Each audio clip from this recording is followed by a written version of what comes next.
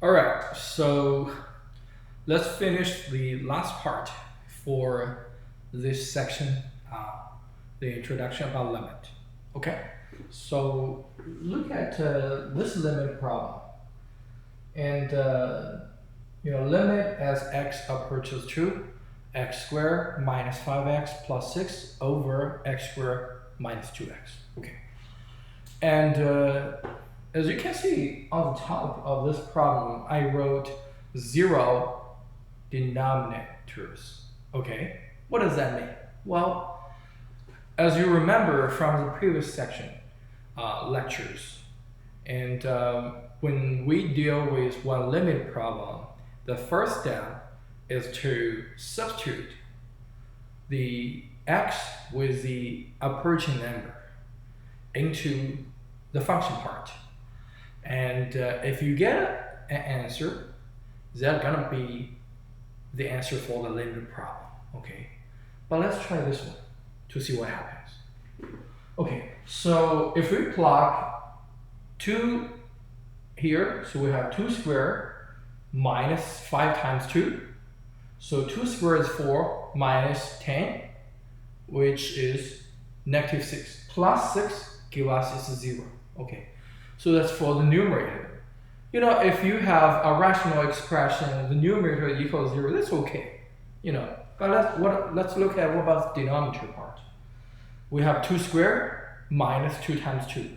So it's a 4 minus 4 give us 0. So in this situation, guys, since it's not good, because when we plug in, our denominator becomes 0. Okay, and that's not good. So what should we do? As you see that, guys, if you look at the top part, which is a quadratic expression, right? And it can be factored into x minus 2 times x minus 3. What about the denominator? X squared minus 2x. X is the common factor. So we factor x out. That gives us is x times x minus 2. Okay? So take a look. We have x minus 2 on the top. We also have x minus 2 on the bottom. Be careful, guys. Yes, you can simplify this expression. Why? Because we are taking as x approaches to, okay? But x will never equals to, okay? No matter you approaches to from the left or from the right, you will never touch 2 there, okay? So x minus 2 will never be 0. No matter how small it is, it will be non-zero. So that's why we can simplify this. Okay, so let's continue this. It gives us its limit as x approaches to x minus 3 over x. Okay, over x. Okay, last set here. So, do you agree we can easily to evaluate this, right? How? Substitute 2 minus 3 over 2. That gives us negative 1 over 2. And we're done for this, okay? So, especially when you have a limited problem, the expression is in a rational form, and when you plug in, you have 0 over 0 type. In this scenario, take a close look to see if numerator and denominator, if they can be factored or not. Okay, often, there will be some factoring involved. And then do the simplification, evaluate, mission complete. Okay, so this is the first type, 0 denominators. Now, let's look at another part.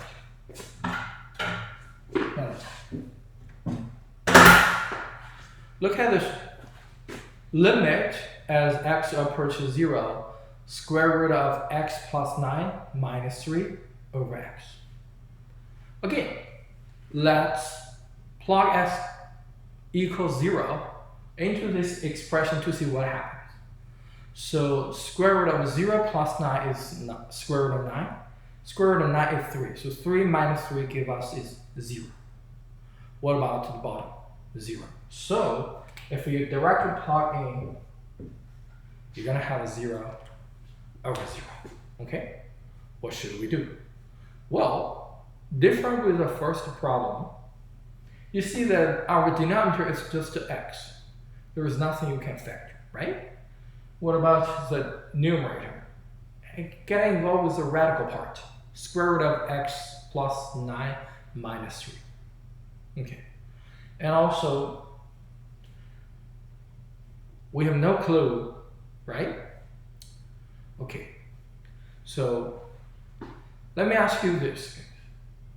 Do you still remember one terminology called conjugate? Some of you might learn this concept from high school. Okay. But if no, no worries. Okay. The conjugate,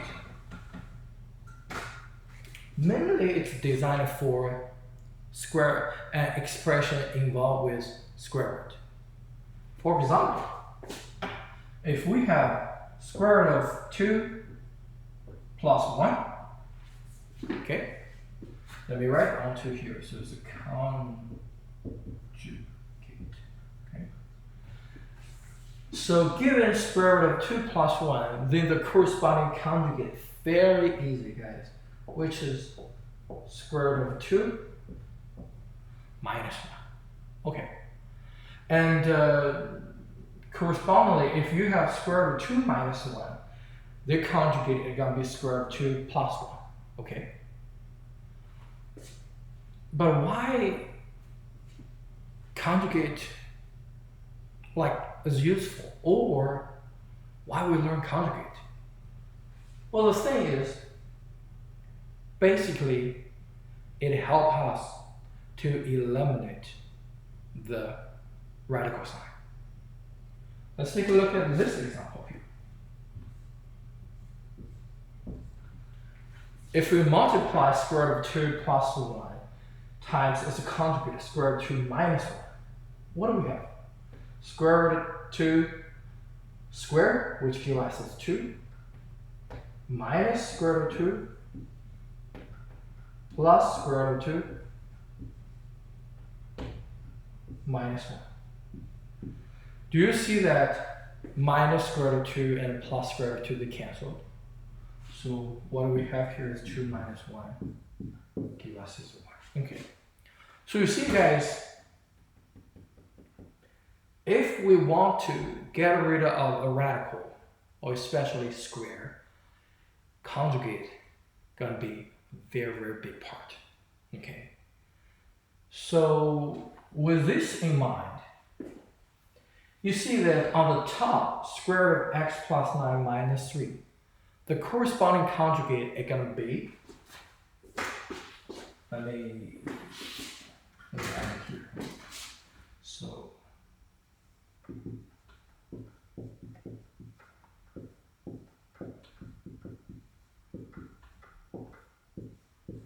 the conjugate of this part, it can be, as we see, square root of x plus 9 plus 3. Okay, just to interchange the sign. Now, when you multiply an expression, guys, especially for a rational expression, you want to simplify the problem, but you do not want to change the problem. Okay. So my original problem is this one. And I do want to make a simplification, but I do not want to change the problem. If you only do a multiplication like this, you actually change my problem, right? Because you multiply an extra term. But how to maintain my problem and change? Still, I can simplify the problem. Well, let's do this.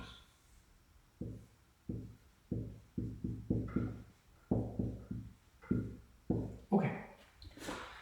So if you look at, if I block this, if you only look at this part, square root of x plus 9 plus 3 over square root of x plus 9 plus 3. Do you agree that is 1? Any expression we multiply 1, it's still itself. So in this way, I achieve 2 goals. 1, make my problem unchanged. 2, I can simplify and make use of the property for the conjugate. So let's do that.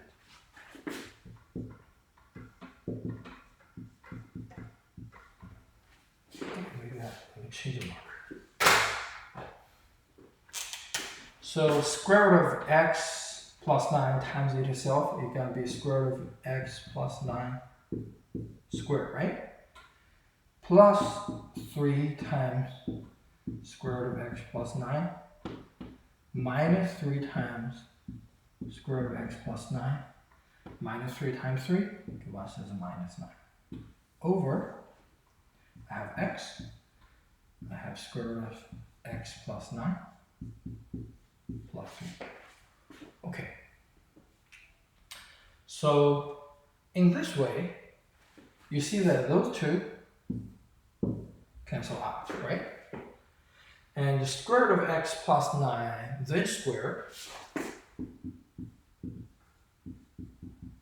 do you realize there's just the x plus 9 left? And also here is minus 9, okay, over x times square root of x plus 9 plus 3. Okay, plus 3. And you see, guys, the top line minus 9 is gone, right? So that gives us this limit as x approaches 0, x over x times square root of x plus 9 plus 3. Take a close look. On the numerator, I have x. On the denominator, I also have x. Since my x approaches 0 but never be 0, so I can simplify. That will be 1 over square root of x plus 9 plus 3. Okay. Can I evaluate this limit? Sure. Plug x equals 0 in, you're going to have 1 over square root of 9, which is 3, plus 3. So final answer, 1 over 3 plus 3, 1 over 6, down. Okay. So this is the second time. If there is a difference or summation, either in the numerator or denominator, and also there is a radical get involved, think about conjugate. Okay? Now last part. A fairly simple case. We're gonna introduce a theorem, it's called a sandwich theorem, okay? Basically we can describe this theorem through this graph. You see, we have 3 functions. The top function is fx, middle function which is hx, and the lowest one which is g of x. As you can see that h of x, actually it's in the middle of fx and gx, right? It's kind of like the beef, right? Inside of the sandwich, right? Or, I don't know, the peanut butter inside the sandwich. And it says in this way. You know, we have this relationship on an interval that includes c, you know, and c, it might define, it might not define, okay? And if limit as x approaches c, the lower function limit and the upper function limit, the both equals L, then we can guarantee that, right? Because you squeeze, right? The function is always in the middle. Then we can get this conclusion. Limit as x approaches c, the middle function hx, that limit must be the same as the top and bottom limit, which is capital F. So that is about the sandwich theorem. Okay, so I hope you enjoyed this video, and thank you for watching. Bye.